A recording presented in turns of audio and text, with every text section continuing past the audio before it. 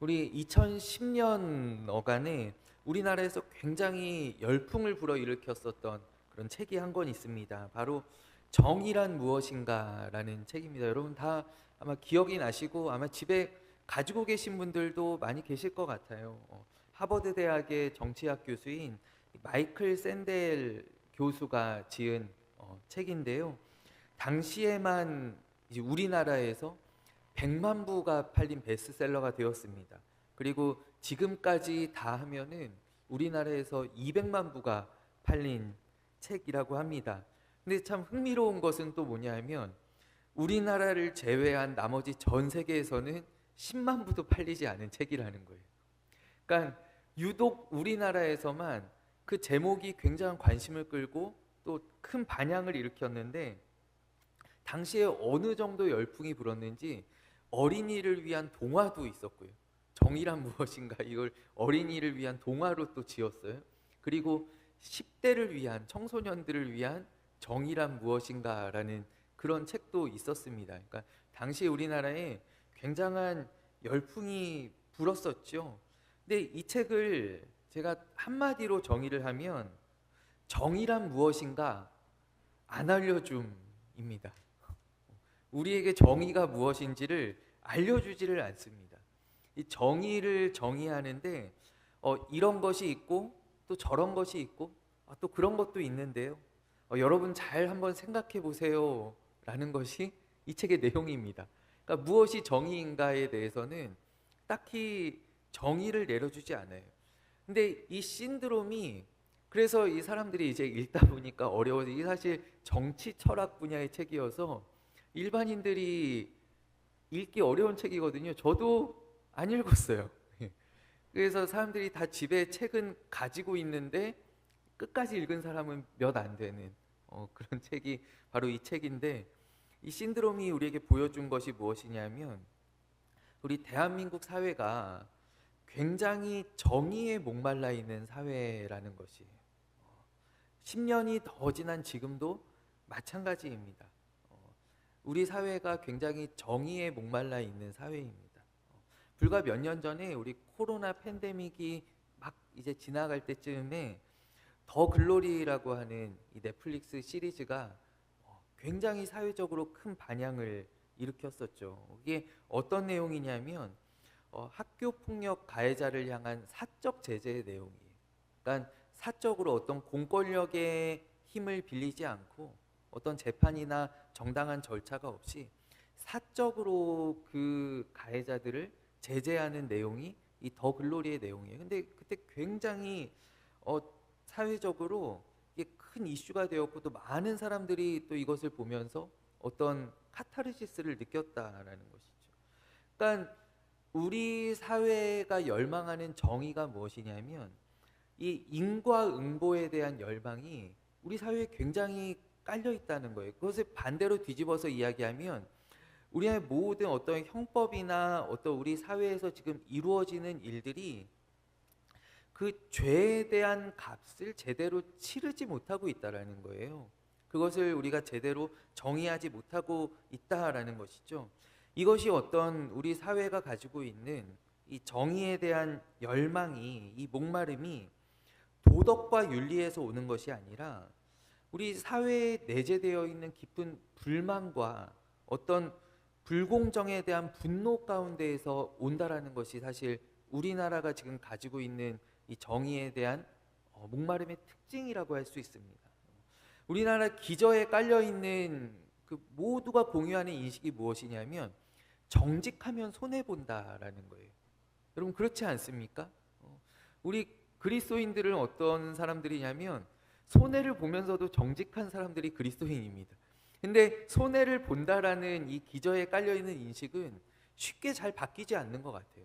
우리는 속이는 사람, 사기치는 사람들이 성공하고 우리 세상에서도 무언가 세금을 좀 덜 내고 무언가 수를 쓰고 머리를 잘 굴리는 사람들이 부를 많이 갚고 성공하고 우리 정직하고 법을 지키면 손해본다라는 그런 인식이 우리 안에 다 깔려 있다라는 거예요. 그리고 또 불공정에 대한 분노가 우리 사회에 만연합니다. 우리 대표적으로 수저라는 단어로 우리 이야기하는 어떤 금수저와 흙수저의 출발선이 다르다라는 것이죠. 거기에서 오는 어떤 상대적인 박탈감들, 그 불공정함에 대한 분노가 우리 사회에 굉장히 저변에 많이 깔려 있다라는 것이죠. 그래서 우리는 굉장히 그러한 것들을 바로잡을 수 있는 그런 정의에 목말라 하는 사회입니다. 오늘도 굉장히 사적 제재나 이런 것들에 사람들이 열광하고, 어떤 유명인들의 이슈가 터지면은 기다렸다는 듯이 또 달려가서 끌어내리는 그러한 모습들이 지금 우리 사회가 가지고 있는, 모두가 다 정의롭다라고 하지만, 정의를 추구한다라고 하지만, 그러나 점점 더 각박해져 가고 뭔가 사랑이 없어져 가는 것이 바로 오늘 우리 사회의 모습이 아닌가라는 생각을 해봅니다. 오늘 성경에는 그러한 우리가 목말라 있는 정의와는 궤를 달리하는 한 의로운 사람이 등장합니다. 그 사람이 누구인가 하면 바로 예수님의 아버지 요셉이죠. 성경은 이 요셉을 가리켜서 의로운 사람이다라고 말씀하고 있어요. 우리가 흔히 알고 있는 이 모든 복음서 앞부분에 위치하는 예수님의 탄생 이야기, 이 네티비티 스토리라고 하죠. 이 예수님 탄생 이야기는 천사 가브리엘이, 우리가 이제 흔히 알고 있는 이야기예요. 천사 가브리엘이 예수님의 어머니 마리아에게 예수님의 잉태됨을 알리는 이야기로 시작합니다. 우리 수태고지라고 하죠. 잉태하였음을 이제 고지하는 거예요. 알려주는 거예요. 근데 마태복음은 특이하게 이 앞에 마리아가 고지를 받은 내용을 건너뛰고 마리아는 이미 수태고지를 받았죠. 성령으로 말미암아 잉태했어요. 근데 그 이후 요셉의 이야기를 우리에게 들려줍니다. 마리아와 약혼한 요셉에게는 이 마리아가 자기의 정혼자이죠. 약혼자입니다. 마리아가 임신했다라고 하는 사실이 얼마나 청천벽력 같은 이야기입니까? 아직 데려오지 않았는데, 나와 밤을 보내지 않았는데 임신했다라는 거예요. 오늘 그러한 이 약혼녀 마리아의 운명은 당시 시대에서, 사회에서 딱 한 가지입니다. 바로 요한복음 8장에 예수님 앞에 사람들에게 붙들려 끌려 나온 이 여인의 운명과 같다라는 것이죠.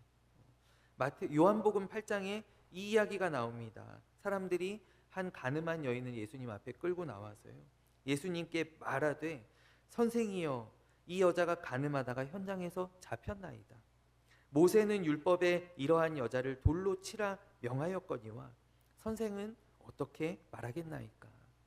사람들이 이 여인을 예수님 앞에 데리고 와서, 끌고 와서 예수님께 이렇게 질문하잖아요. 오늘 이 요셉과 정혼한 마리아의 운명이 사실 이와 조금도 다르지 않다라는 거예요. 이 일이 드러나는 순간, 밝혀지는 순간, 이 마리아는 사람들에게 끌려 나와서 돌에 맞아 죽을 수밖에 없는 그런 운명을 지금 가지고 있다라는 것이죠. 그런데 이때 요셉의 선택이 바로 무엇이었는가? 예수님께서는 그 모여있는 다 돌을 하나씩 들고 이제 예수님의 말씀만 떨어지면 던지려고 하는 그 사람들을 향하여 이렇게 말씀하시죠. 너희 가운데 죄 없는 자가 돌을 쳐라. 돌을 먼저 던져라. 네, 하나 둘씩 돌을 내려놓기 시작하면서 결국 이 여인과 예수님만 남게 되었습니다. 오늘 요셉이 한 일이 무엇이냐면, 그가 예수님의 말씀을 듣지 않았는데 그는 먼저 스스로 돌을 내려놓는 이 일을 했다라는 거예요. 모두가 비난하고 또 돌을 던질 수 있는 그 상황 가운데에서 이 요셉은 조용히 돌을 내려놓았다라는 것이죠.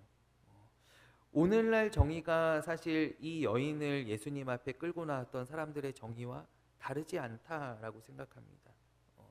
오늘날의 정의도 누가 잘못했는가를 찾아서 우리 돌을 던지기에 급급하죠. 돌을 던지는 정의가 우리 사회가 지금 가지고 있는 정의입니다.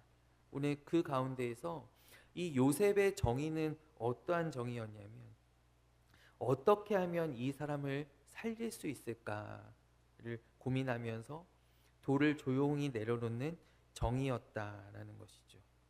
이 요셉의 정의, 이 요셉의 의로움을 오늘 본문에서는 한 단어로 우리에게 보여주는데 그 단어가 무엇이냐면 가만히라고 하는 단어입니다. 가만히. 요셉은 가만히 끊어내야 할까 어떻게 해야 할까 생각했습니다. 그러니까 요셉은 이 사실이 드러났을 때 그것을 공포하고 또 자기의 어떤 책임으로부터 발을 빼내는 것이 아니라 그는 가만히 멈추어 서서 어떻게 해야 할지 생각했다라는 거예요. 고민했다라는 거예요. 성경의 이 구절이 혹시 누군가에게는 조금 불편하게 여겨지는 사람도 있는 것 같아요. 그래서 누군가는 이 요셉을 가리켜서 용기 없는 사람, 비겁한 사람으로 보기도 합니다. 왜냐하면 이게 별로 사실 요셉이 정말 의로우려면 어떻게 해야 되는가? 그것을 그냥 덮어주고 데려왔어야 되지 않는가? 보통 이렇게까지 생각을 하거든요. 근데 요셉은 오늘 보면은 가만히 그가 멈추어 서서 생각하는데 고민하는데 어떤 생각을 했냐면 끊어내려고 하는 생각을 했었다라는 거예요. 끌어내려고. 그러니까 이게 우리 요즘 같이 이제 좀 여성 권리가 이제 많이 높아지고 이런 사회에서는 많은 사람들이 이거 조금 별로 비겁한 거 아니냐, 별로 의롭지 않아 보인다, 이런 생각들, 용기 없다 이런 생각들을 조금씩 한다라는 것이죠. 근데 오늘날 우리가 이 가만히라고 하는 단어를 우리가 조금 생각해 볼 때예요. 오늘날 우리는 가만히 있으면 안 되는 세상을 지금 살아가고 있지 않느냐라는 거예요. 굉장히 조급한 시대를 우리가 지금 살고 있다라는 것이죠. 그래서 가만히 있으면 바보가 되는 그런 세상을 우리가 지금 살아가고 있지 않느냐. 뭐라도 했어야지. 우리는 가만히 있는 것에 대한 어떤 불편함, 어떤 조급함들이 다 있습니다. 그래서 우리 집에서도요, 가만히 있는 자녀들을 사실 잘 못 보죠. 나가서 뭐라도 해라라는, 뭐라도 해야지. 우리 세상의 사회가요, 가만히 있는 이 20대, 30대들을 그냥 지켜보지를 못합니다. 우리 때는 그렇지 않았다라는 거예요. 우리 아버지 세대 때는 그러지 않았다라는 거예요. 무언가 해야지. 우리 멈추어 있는 것을 못 견디는, 견디지 못하는 그런 어떤 시대, 그런 사회, 그런 세상을 우리가 지금 살아가고 있습니다. 그렇기 때문에 이 요셉에게도 우리가 요구하는 게 무엇을 요구하게 되냐면요, 그거를 쫓아내든지 아니면 빨리 약혼을 파기하든지 데려오든지 무언가를 했어야지. 거기서 우유부단하게 가만히 멈춰서 있는 것이 되느냐라는 것을 우리가 우리의 기준을 가지고 요셉에게 요구하는 거예요. 거기서 가만히 있으면 되냐? 무엇이라도 했어야지. 데리고 왔어야지. 아니면 돌을 들었어야지. 우리가 그렇게 바라보며 그렇게 이해를 한다라는 것이죠. 근데 오늘 요셉은요, 그 정말 충격적인 순간이지 않습니까? 그 당혹스러운 그 자리에서 이 요셉이 행한 일은 무엇이냐면 멈추어선 일이었다라는 거예요. 가만히 있었다라는 것이죠. 그리고 그가 가만히 있는 가운데 무엇을 경험하게 되냐면 그가 가만히 멈추어 섰을 때 하나님의 음성을 듣게 되었다라는 거예요. 이 아이가 성령으로 말미암아 된 것이다라고 하는 하나님의 음성을 오늘 이 요셉이 듣게 되었다라는 것이죠. 그리고 오늘 본문의 제목이 가장 적극적인 믿음의 자세입니다. 여러분, 우리 가장 적극적인 믿음의 자세가 무엇입니까? 제가 오늘 여러분들과 함께 나누기 원하는 것은 바로 가만히라는 것이에요. 가만히. 우리가 때로는 가만히 있는 것이 가장 적극적인 믿음을 하나님 앞에 보여주는 것이다라는 것이죠. 예레미야 애가 3장 26절 말씀에 사람이 여호와의 구원을 바라고 잠잠히 기다림이 좋도다라고 말씀합니다. 우린 성경의 많은 경우에요, 가만히 있지 못해서 실패하는 경우들을 우리가 봅니다. 어떤 이야기들이 있나요? 아브라함이 하나님으로부터 약속을 받았어요. 아브라함아, 너에게서 반드시 아들이 태어날 것이다. 근데 아브라함이 10년을 기다렸어요. 근데 아이가 생기지 않죠. 그러자 이 아브라함이 가만히 기다리지 못하고 어떻게 합니까? 그가 아내의 조언을 따라서 첩을 통하여서 아들을 낳습니다. 이스마엘이라고 하는 아들을 낳습니다. 이 이스마엘이 지금까지도 이 중동의 모든 갈등의 이 분쟁의 씨앗이 바로 이삭의 후손들과 이스마엘의 후손들 아닙니까? 지금까지도 그 이스라엘을, 하나님의 백성들을 올가매는 그러한 올무가 되었다라는 것이죠. 이 아브라함이 가만히 있지를 못하였습니다. 그가 내가 뭐라도 해야 돼. 하나님께서 나에게 약속하셨는데 그 약속을 위해서 내가 무엇이라도 해야 되겠다라는 생각을 했던, 인간적인 방법을 강구하였던 것이죠. 여러분, 모세 이야기가 우리가 지금 수요일에 출애굽기 말씀을 나누고 있는데요. 이 모세의 이야기가 그가 자기 민족 구원에 대한 그 뜨거운 사명감에 가만히 있을 수 없었다라는 거예요. 그가 40세 되던 때 자기의 동족 히브리인을 치는, 괴롭히는 이 애굽 사람을 보고 그가 가만히 있지 못하고 그 사람을 살인하는 죄를 저지르게 됩니다. 그리고 이 모세가 어떻게 되었나요? 미디안 광야로 도망하여서 그는 40년 동안을 가만히 있는 시간을 보내게 되었다라는 것이죠. 그러면 사울이 가만히 있지 못하였습니다. 사울이 백성들을 다 모으고 전쟁을 앞두고 있을 때 그가 선지자 사무엘이 늦게 오는 것을 기다리지 못하였습니다. 그래서 그가 어떻게 합니까? 전쟁에 빨리 나가기 위해서 그가 제사장이 아님에도, 선지자가 아님에도 불구하고 그가 하나님 앞에 번제를 올려드립니다. 예배를 인도합니다. 그리하여서 왕의 나라가 길지 못할 것이라고 하는 그 하나님과의 관계의 균열이 바로 이 사건으로부터 시작되지 않습니까? 우리가 가만히 있지 못할 때 하나님과의 관계가 어긋나게 된다라는 거예요. 근데 오늘 요셉은 어떠합니까? 요셉은 세상이 말하는 정의를 요구하지도 않았습니다. 또 그가 마리아를 먼저 데려오면서 그가 세상 가운데서 의로운 척을 하지도 않았습니다. 나는 이런 사람이야. 나는 굉장히 의로운 사람이야. 요셉이 그러한 척을 하지 않았다라는 거예요.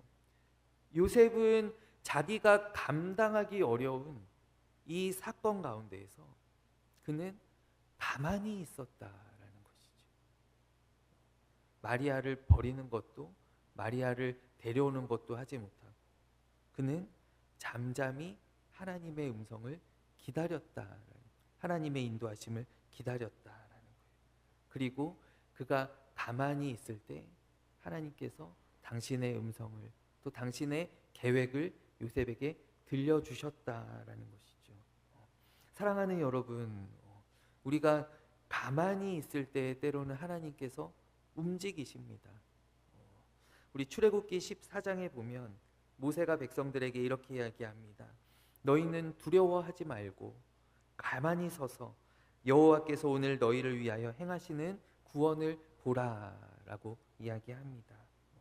또 이사야서 30장 말씀 가운데 너희가 돌이켜 조용히 있어야 구원을 얻을 것이요 잠잠하고 신뢰하여야 힘을 얻을 것이니라 라고 성경은 말씀하고 있어요. 또 시편 말씀 가운데에도 이르시기를 너희는 가만히 있어 내가 하나님 됨을 알지어다 라고 말씀합니다. 너희는 가만히 있어 주가 하나님 되말지어다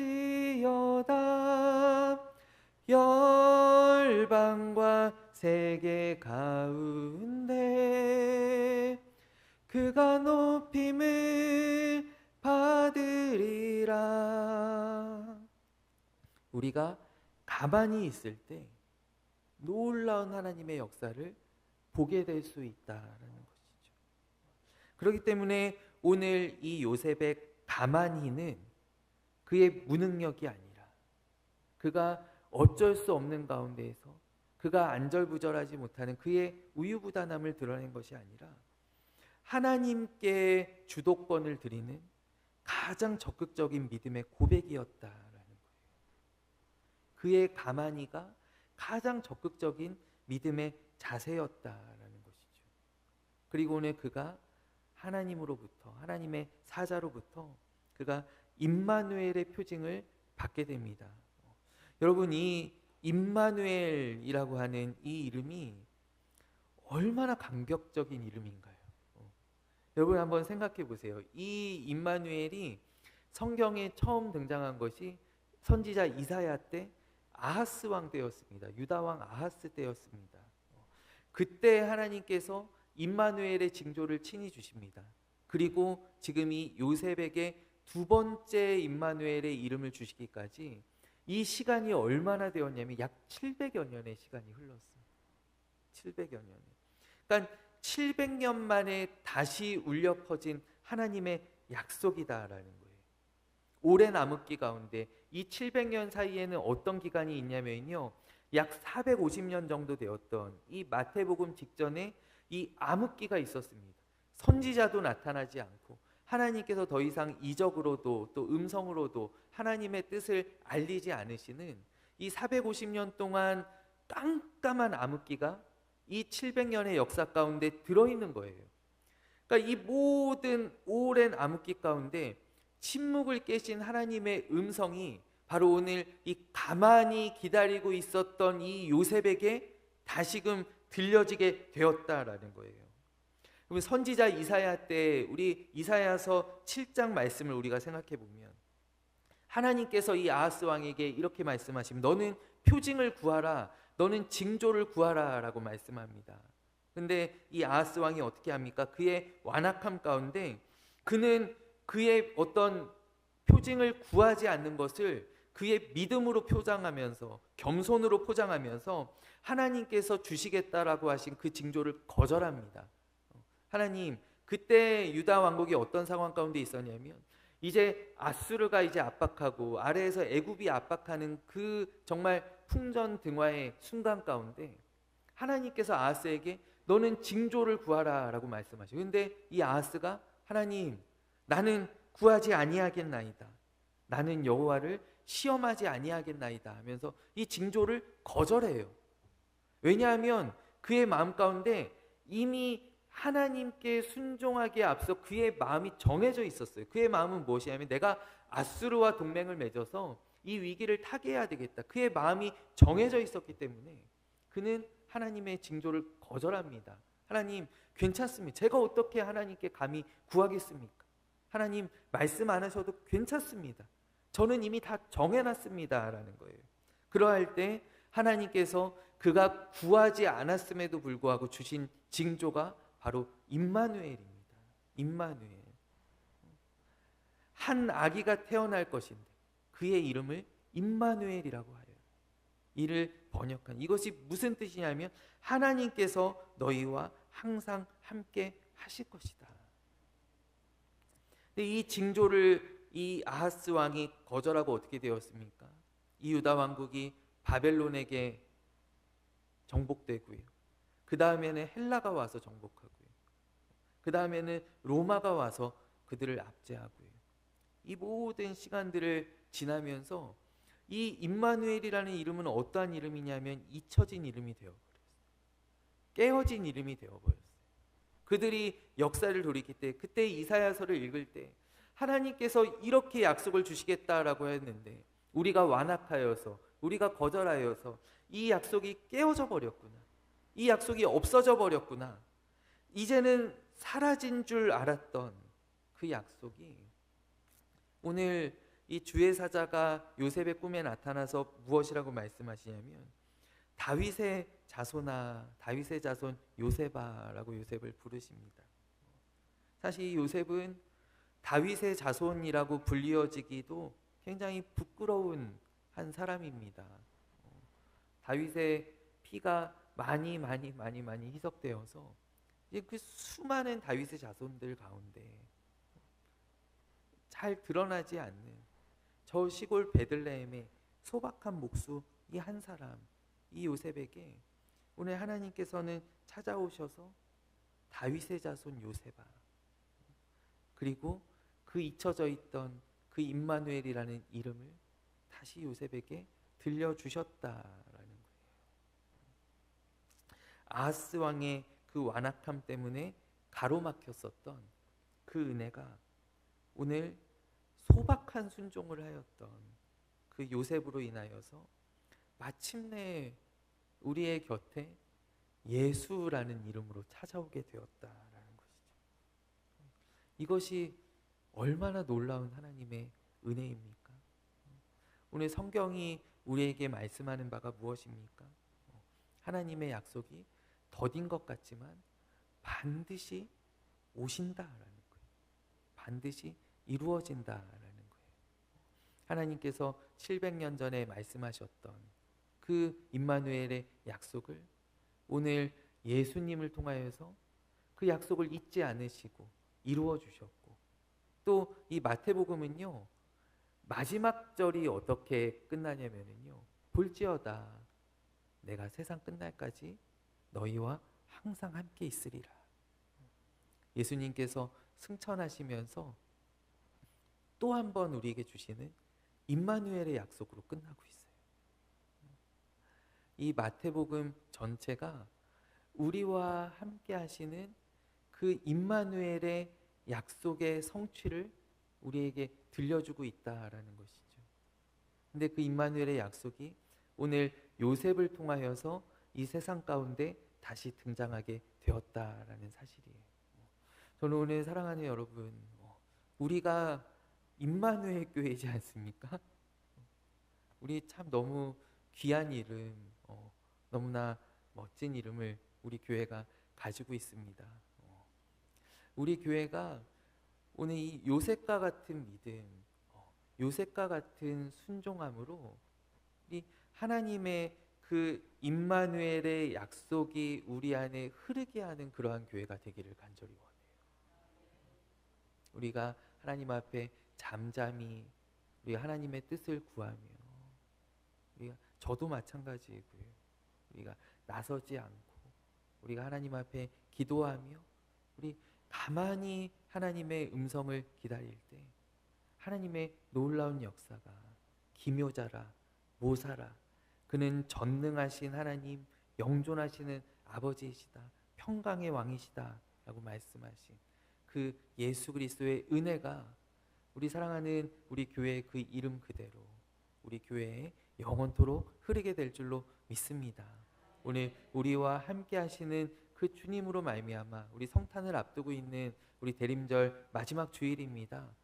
우리와 함께 하시는 그 예수 그리스도의 은혜가 오늘 예배하는 우리 모두의 삶의 자리 가운데, 우리 모두의 심령 가운데 흘러 넘치기를 간절히 원하고, 정말 우리 하나님 앞에 오늘 이 요셉이 보여주었던 그런 가장 적극적인 믿음의 자세, 또한 우리 세상에서 이야기하는 그러한 정의들이 아니라 우리 하나님 앞에서 우리 사람을 세워주고 살려주고 덮어주고 품어줄 수 있는 그런 하나님의 의로움이 가득한, 그런 우리 하나님께서 귀하게 여겨주시는, 하나님께서 기억하시고 찾아와 주시는 그러한 우리 임마누엘 교회가 되기를 간절히 소원합니다. 우리 이 시간 함께 기도하겠습니다. 하나님 아버지, 오늘 이 요셉의 의로움, 또 요셉의 이 믿음과 같이 하나님, 우리 임마누엘 교회 공동체가 하나님, 우리가 서로 덮어주고 품어주며 서로 높여주며 사랑하는 아버지, 우리 믿음의 공동체 되기를 주여 소원합니다. 하나님, 우리가 무엇을 지금까지 계속 해왔습니다. 그러나 이제 때로 우리 가만히 있을 때 놀라운 하나님의 역사들을 또한 우리가 보게 될 줄로 믿습니다. 하나님, 우리가 이 연말에 우리 또 다가오는 새해를 준비하면서 우리 더욱더 기도하게 하시고 우리 가만히 주님의 뜻을 바라보게 하시며 주님의 음성에 귀 기울이는 아버지, 우리 임마누엘 교회가 되게 하여 주시옵소서. 함께 하시는 주님을 의지하옵고 살아계신 예수 그리스도의 이름으로 간절히 기도하옵나이다. 아멘.